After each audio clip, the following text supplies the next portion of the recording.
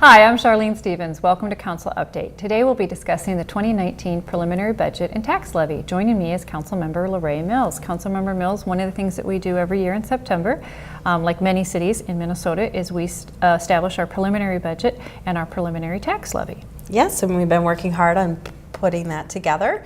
And once that levy is put in place, it cannot increase. That's correct. But it could possibly decrease if we decide that it needs to come down.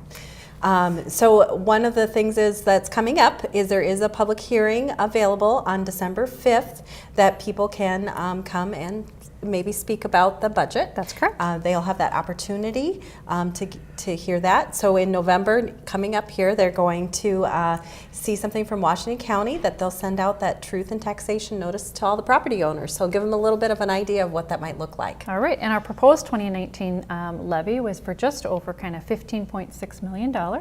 And then there was a bit of a levy increase for 2018.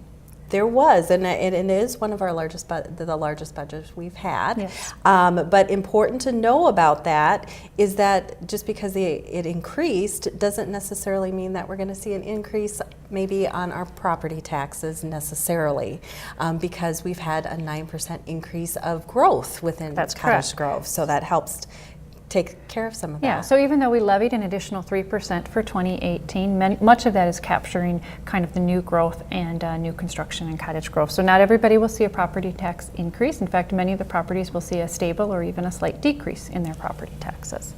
And then, of course, we always set the budget for our revenues, and then we also, of course, have to set the budget for expenditures, and we do have, of course, a balanced budget. Yes. And that balanced budget is actually a little over $17.5 million.